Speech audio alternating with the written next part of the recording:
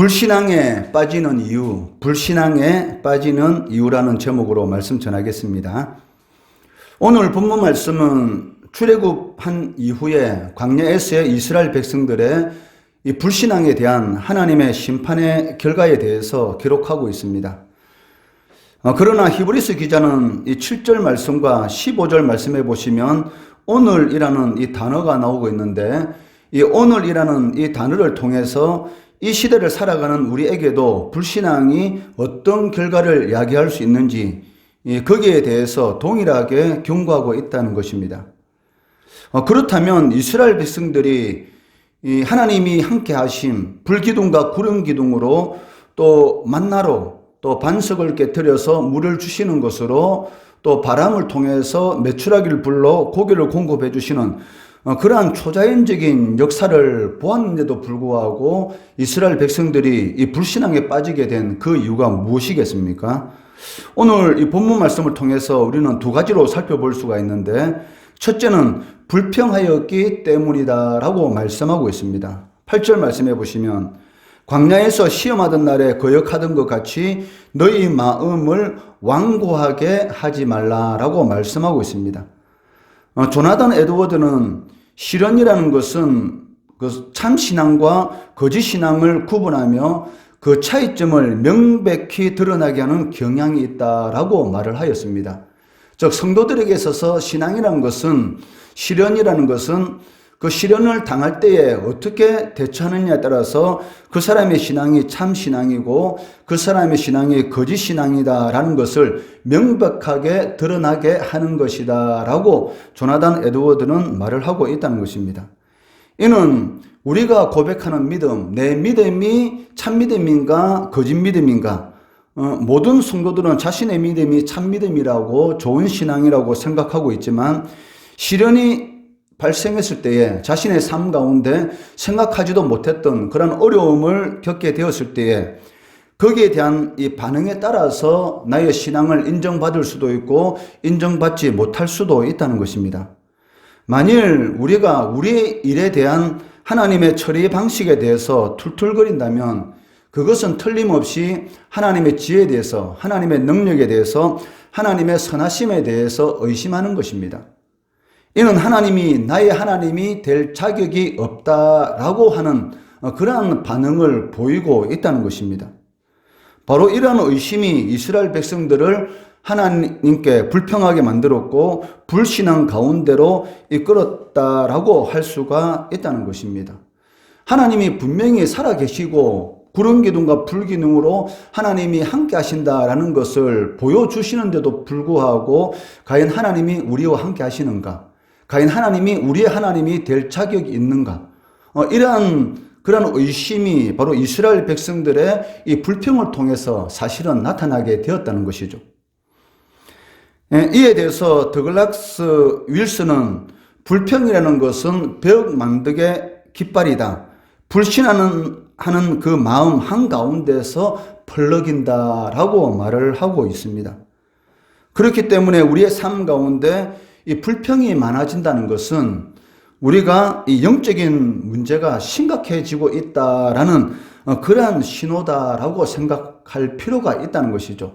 어느 순간에 나의 삶 가운데 감사가 없어지고 지금까지는 사소한 것에 대해서도 감사를 했는데도 불구하고 어느 순간에 그 사소한 것에 대한 감사는 사라지고 오히려 불평이 많아지게 되었다. 그것은 내가 지금 이 영적으로 병들었구나, 저 영적인 문제가 심각해지고 있구나라고 보면 그것이 정확하다는 것입니다. 그렇기 때문에 히브리서 기자는 이스라엘 백성들이 하나님 앞에 완고하였던 것처럼, 하나님 앞에 거역했던 것처럼 하나님이 함께 하시는데도 불구하고 하나님이 함께 하시는가에 대한 이 의심으로서 불평하는 것처럼 그렇게 너희 마음을 완고하게 하지 말라라고 경고하고 있다는 것이죠. 성령께서 우리와 함께 하십니다. 그리고 주님은 지금 이 순간도 우리를 위해서 중보 기도하고 계시다는 것이죠. 우리가 고통 가운데 기도할 바를 모르는 그런 상태에 빠진다 할지라도 성령께서는 우리를 대신해서 기도해 주고 계십니다. 그리고 반드시 하나님께서는 우리에게 가장 좋은 하나님의 때에 하나님의 방법으로 그 문제를 해결해 주신다는 것이죠. 그런데도 불구하고 우리는 우리의 시간 안에 하나님을 자꾸 끌어당기려고 하고 있기 때문에 불평하고 원망하게 되고, 그를 통해서 우리의 마음이 이 완고하게 된다는 것입니다. 그것은 바로 하나님은 나의 하나님이 될 자격이 없다라고 선포하는 것과 똑같기 때문에 결국 이스라엘 백성들이 이 광야에서 38년 거의 40년 동안을 이 방황하다가 결국 죽게 되는 그러한 일이 있는 것을 볼 수가 있습니다. 사실 이스라엘 백성들이 2년 만에 이 가나안 땅을 들어갈 수가 있었습니다. 2년 만에 가데스 바네아에 저 가나안 땅 접경 지역에 도착하게 되었고, 이제는 하나님 말씀대로 올라가서 차지하면 됩니다. 그런데도 불구하고 하나님의 그 약속의 말씀을 믿지 못하고 12정탐꾼을 파송해야 되겠다 라고 하는 그런 불신앙적인 그러한 마음을 가지고 하나님 앞에 이 12정탐꾼을 보내어서 우리가 어느 길로 올라가야 되는 것이고 어떠한 방법으로 우리가 이 가나안 땅을 정복할 수 있는 것인가, 이제는 하나님의 생각이 아닌 내 생각으로, 우리의 생각으로 이 가나안 땅을 정복해야 되겠다라는 그런 하나님의 약속의 말씀에 대한 의심을 했을 때에 그 결과는 어떻게 되었습니까? 결국은 38년이라는 그 기간 동안을 더 광야에서 방랑하게 되었고, 그 하나님의 약속의 말씀을 의심하였던 그 20세 된 모든 사람들은 다 광야에서 죽게 되는 그런 비극을 이렇게 낳게 되었던 것이죠. 그렇기 때문에 히브리서 기자는 이스라엘 백성들이 하나님을 거역했던 것처럼, 하나님의 말씀에 의심을 가지고 불평하고 원망했던 것처럼 그러한 완고한 그런 마음을 가지지 말라라고 권면하고 있습니다. 이스라엘 백성들이 불신앙에 빠지게 된 두 번째 이유는 하나님이 어떤 분이신가를 제대로 알지 못했다는 것입니다. 10절 말씀해 보시면, 그러므로 내가 이 세대에게 노하여 이르기를 그들이 항상 마음이 미혹되어 내 길을 알지 못하는도다 라고 말씀하고 있습니다. 광야의 이스라엘 백성들이 하신 이 말씀은 이사야 선지자가 이 고통 가운데 부르짖었던 그 말씀이지 않습니까? 이사야 1장 3절 말씀해 보시면, 소는 그 임자를 알고 나귀는 그 주인의 구유를 알건만은 이스라엘은 알지 못하고 나의 백성은 깨닫지 못하는도다 라고 말씀하고 있습니다. 소도 그 임자를 알고 아는데 하물며 하나님의 백성들이 하나님이 어떤 분이신가를 알지 못하고 있다라고 이렇게 고통 가운데 부르짖는 것을 볼 수가 있다는 것이죠. 이처럼 이스라엘 백성들이 하나님을 제대로 알지 못한 그 이유가 무엇이겠습니까? 그것은 하나님께서 자신들을 위해서 하시는 그 일에만 집중하였지 하나님이 어떤 분이신가에 대해서는 전혀 관심이 없다는 것이죠. 하나님이 주시는 만나, 하나님이 주시는 메추라기, 하나님이 주시는 이 물에만 자신들이 관심을 가졌지, 그런 모든 일을 행하시는 그 하나님이 어떤 분이신지에 대해서는 전혀 관심이 없었던 것입니다. 그렇기 때문에 조금만 목마르면 물을 안 준다고 하나님을 원망하였고, 먹을 것이 없으면 애굽에 매장지가 없어서 우리를 이 광야에서 죽이려고 하나님께서 우리를 이 광야로 불러내었느냐라고 원망하고 불평하는 것을 볼 수가 있습니다. 그 이유가 무엇입니까? 그러니까 하나님께 대해서는 관심이 없는 것이죠. 오직 하나님이 주시는 그 복에 대해서만 관심을 가지고 있었던 것입니다. 이것은 오늘날 우리도 마찬가지지 않습니까? 우리가 하나님께서 주시는 그 복에 대해서만 관심이 가지게 된다면 하나님께 주시는 시련이 일어났을 때에 하나님을 원망하고 불평하고 하나님을 떠날 수밖에 없다는 것이죠. 하나님께서는 성도들에게 더 큰 은혜를 주시기 위해서 이 시련이라는 그런 도구를 사용할 수도 있습니다. 복도 주시지만 시련이라는 그런 도구를 사용하셔서 더 큰 은혜를 베풀어 주신다는 것이죠. 다윗에게 그러한 10년 이상의 그러한 고통의 기간이 없었다면 과연 다윗이 하나님 앞에 합한 자가 될 수 있었겠습니까? 요셉이 형들에게 팔리고 감옥에 갇히고 그리고 억울한 누명을 쓰는 그러한 사건이 없었다면 과연 형들을 용서할 수가 있었겠습니까? 그것은 불가능한 것이죠. 그러한 모든 가정 가운데에서 낮아지고 겸손해짐으로 인해서 하나님께서 하신 일을 바로 알 수가 있었던 것입니다. 마찬가지로 성도들에게 있어서 이 시련이라는 것은 그 하나님께서 더 큰 은혜를 주시기 위한 하나의 가정에 불과한 것이죠. 그런데 하나님이 주시는 이 복에만 관심이 있으면 시련을 겪게 되면 하나님을 떠나는 것이죠. 하나님을 원망하게 되고 내가 지금까지 하나님 앞에 한 일이 어떤 것인데 하나님이 나를 이렇게 대우할 수 있는가라고 불평하고 의심하고 결국은 그 마음이 완악하게 되는 것을 이렇게 보게 된다는 것입니다. 그것은 그 이유가 무엇이냐면 그 하나님께 관심을 가져야 되는데 하나님 손에 들린 그 물건에만 관심을 가졌기 때문입니다. 사실 우리의 생각이 하나님으로 가득 차게 된다면 어떠한 시련이 온다 할지라도 하나님 앞에 감사할 수 있는 그런 이 법을 배우게 될 것입니다. 내게 능력 주시는 자 안에서 내가 모든 것을 할 수 있다라는 이 다윗의 고백이 그냥 생긴 것은 아니죠. 즉 자족할 수 있는 그런 능력을 배웠기 때문이다라고 말씀하고 있습니다. 다윗이 바울에게 그 자족할 수 있는 능력이 어떻게 생겼습니까? 많은 시련 가운데에서 그런 것이 이 몸에 이렇게 일어나게 되었던 것을 우리는 알 수가 있습니다.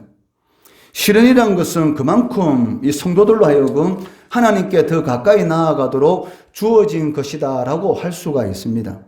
시편 119편 71절 말씀해 보시면 고난 당한 것이 내게 유익이라 이로 말미암아 내가 주의 율례들을 배우게 되었나이다라고 말씀하고 있습니다. 고난 당한 것이 어떻게 자신에게 유익이 될 수가 있습니까? 그렇지만 시편 기자는 고난 당한 것이 내게 유익이라고 고백합니다. 왜? 그를 통해서 하나님께서 나에게 진정으로 원하는 것이 무엇인지를 깨닫게 되었다는 것이죠. 그를 통해서 하나님께 더 가까이 갈 수가 있었고 더 큰 복을 누릴 수가 있었다라고 말씀하고 있습니다. 그러나 우리는 이 하나님이 주시는 이 선물에만 관심이 있기 때문에 하나님이 어떤 분이신가에 대해서는 전혀 관심을 가지지 못하기 때문에 이 시련을 견뎌내지 못하는 것입니다. 왜? 시련이 일어날 때에는 오직 믿음의 눈으로만 하나님의 이 축복을 볼 수가 있다는 것이죠. 그러니까 항상 하나님을 생각하는 사람들만이 시련의 가운데서도 그 시련을 통해서 하나님께 주시는 이런 복을 볼 수가 있습니다. 그러나 하나님께 주시는 이 복에만 관심 있는 사람들은 시련이 일어났을 때에 이 믿음의 눈이 없기 때문에 그 시련을 통해서 주시는 하나님의 축복을 전혀 바라볼 수 없는 것이고 그 때문에 이 마음이 완고하게 된다는 것입니다. 그렇다면 이스라엘 백성들과 같은 이러한 불신앙에서 벗어나는 그 길이 무엇입니까? 이에 대해서도 히브리서 기자는 이 두 가지로 제시하고 있는데 12절, 13절 말씀해 보시면 형제들아 너희는 상가 혹 너희 중에 누가 믿지 아니하는 악한 마음을 품고 살아계신 하나님에게서 떨어질까 조심할 것이요. 오직 오늘이라 일컫는 동안에 매일 피차 건면하여 너희 중에 누구든지 죄의 유혹으로 완고하게 되지 않도록 하라라고 말씀하고 있습니다. 12절 말씀해 보시면 형제들아 너희는 상가라라고 말씀하고 있는데 여기 상가라라는 이 말은 조심하라라는 그런 의미를 가지고 있습니다. 그리고 13절 말씀해 보시면 매일 피차 건면하라라는 말을 있는데 여기 건면하라라는 이 말은 날마다 서로의 곁에서 믿음의 실천을 서로 격려해라라는 이 말입니다. 신학이라는 것은 혼자 하는 것이 아닙니다. 공동의 노력을 통해서 세워지는 것이죠. 그렇기 때문에 교회는 만든다라는 그런 말을 쓰는 것이 아니고 세워진다라는 그런 말을 쓰고 있는 것이죠.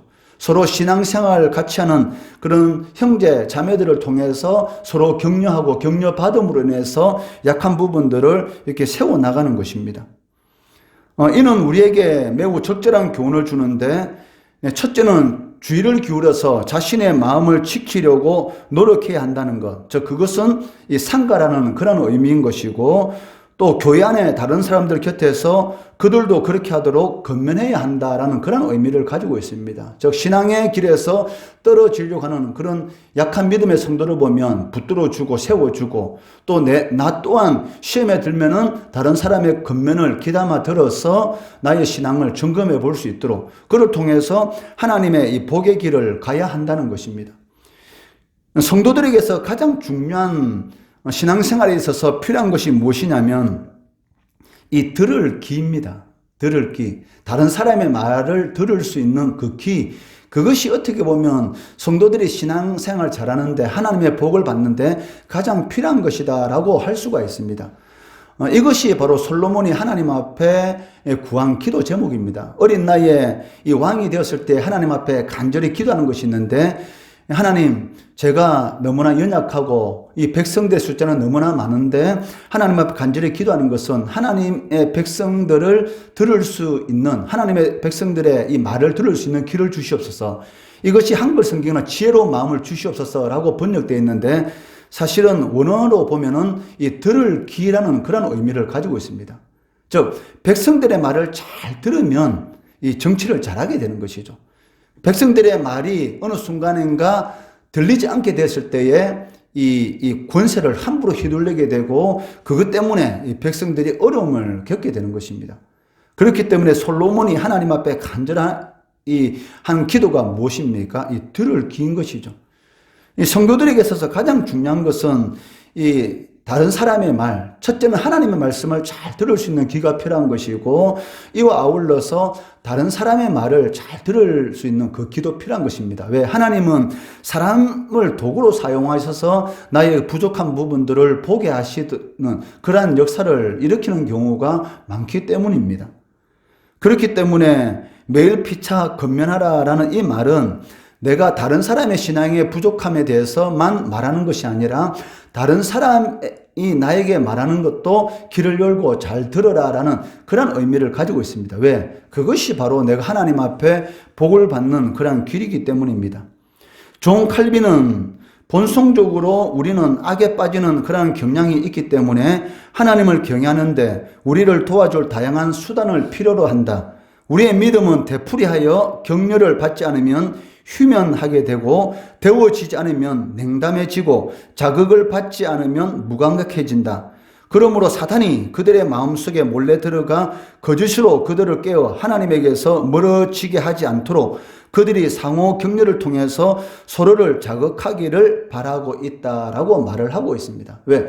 서로를 자극하지 않으면 언제든지 우리의 뜨거운 마음들이 식어질 수가 있기 때문에 하나님께서 원하시는 것은 무엇입니까? 서로 자극하기를 원하신다라고 존 칼빈은 말을 하고 있다는 것입니다. 그렇기 때문에 이 기독교 신앙이라는 것은 개인적인 것이 아니라 어떻게 보면 이 공동의 노력이다라고 할 수가 있습니다. 남이 내가 듣기 싫은 소리라도 그것을 달게 들을 수 있는 그런 노력이 필요한 것이죠. 어떻게 보면 듣기 싫어하는 소리를 하는 사람이 나에게 가장 도움이 되는 사람입니다. 내 친구들은 나에게 듣기 싫은 소리 안 합니다. 왜? 이 우정에 금이 갈까봐. 듣기 좋은 소리만 하는 것이죠. 그런데 듣기 좋은 소리를 통해서 나에게 실질적으로 도움이 되는 것은 없습니다. 그런데 나와 사이가 좋지 않은 사람은 내가 듣기 싫은 소리를 합니다. 그런데 어떻게 보면 그 듣기 싫은 소리가 나를 한번 돌아볼 수 있는 그런 계기가 되는 것이죠. 그것이 바로 하나님 앞에 복을 받을 수 있는 그런 계기가 된다는 것입니다. 왕이 타락한 이유가 무엇입니까? 바로 옆에 간신들이 많으면 왕이 타락하게 됩니다. 그렇지만 왕이 충신의 이 말에 귀를 기울게 되면 그 왕은 성군이 되는 것이죠. 마찬가지로 성도가 이 복을 받는 길은 이 자신이 듣기 싫은 소리를 한번 귀담아 듣는 것. 이것 또한 어떻게 보면 하나님의 복을 받는 길이다라고 말을 할 수가 있다는 것입니다. 바울은 로마서 12장 4절 5절 말씀에서 우리가 한 몸에 많은 지체를 가졌으나 모든 지체가 같은 기능을 가진 것이 아니니 이와 같이 우리 많은 사람이 그리스도 안에서 한 몸이 되어 서로 지체가 되었느니라 라고 말씀하고 있습니다. 신앙이라는 것은 독불장군이 없습니다. 독불장군 신앙하면 잘못됩니다. 그렇기 때문에 신앙이라는 것은 교회 공동체 안에서 서로 건면하면서 서로 복을 누리면서 살아가게 되는 것이죠. 그렇기 때문에 집에서 나홀로 신앙이라는 것은 있을 수가 없다는 것이죠. 교회라는 단어가 이 무리라는 그런 의미를 가지고 있습니다. 공동체, 그런 의미를 가지고 있기 때문에 서로 모인 가운데서 하나님께서 복을 주시고 은혜를 베풀어 주신다는 것입니다. 오늘날도 광야에 이스라엘 백성들이 직면하였던 그러한 기회가 우리 앞에 있고 또한 위기도 우리 앞에 있습니다. 이 기회가 있을 수도 있고 위기가 있을 수도 있는데 과연 우리가 무엇을 잡을 것인가? 기회를 잡아야 되는 것이죠. 우리의 삶 가운데 혹 내 뜻대로 되지 않는 그런 일들이 생긴다 할지라도 어떻게 해야 됩니까?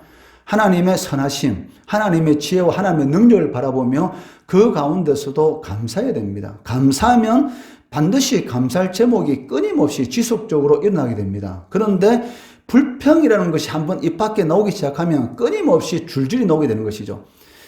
가장 어리석은 사람이 어떤 사람입니까? 이 두고 보자는 사람이 가장 어리석은 사람입니다. 두고 보자 하면 결국은 자기 뼈만 삭히는 것이죠. 그냥 그 순간에 기분 나쁜 일이 있으면 그냥 그 사람에게 그냥 말하는 게 제일 낫습니다. 그리고 서로 오해가 있으면 푸는 것이 가장 좋은 것이죠. 두고 보자 하다가 눌리다 어느 순간 한번 폭발돼 보면 어떻게 됩니까? 아예 관계를 파괴해보는 것이죠. 그것처럼 어리석은 그러한 사람이 없다는 것이죠. 마찬가지로 이 사람이라는 것이 입에 한번 나오기 시작하면 그것이 계속적으로 연결해서 나오기 때문에 비록 내 생각대로 그 일이 진행되지 않는다 할지라도 감사하면 감사한 일이 일어나게 되는 것이고 불평하면 끊임없이 불평하는 일이 일어나게 된다는 것입니다. 만약에 이스라엘 백성들이 홍해를 건너서 처음 이 물이 없는 마라라는 곳에 도착했을 때에 불평하기보다는 하나님께서 우리를 이 홍해 바다도 갈라서 우리를 구원해 주셨는데 물 정도에 아무것도 아니지. 한번 기다려보자. 믿음으로 바라보자. 죽이시 하겠느냐라는 그러한 믿음을 가지고 견뎠다면 어떤 하나님의 이 복이 임했는지 모릅니다. 그런데 그 잠시 마실 물이 없다고 거기에 하나님을 원망하고 불평했기 때문에 그 다음부터 어떻게 됩니까? 먹을 거 없다고 불평하고 끊임없이 불평이 이어지는 것을 보게 되는 것이죠.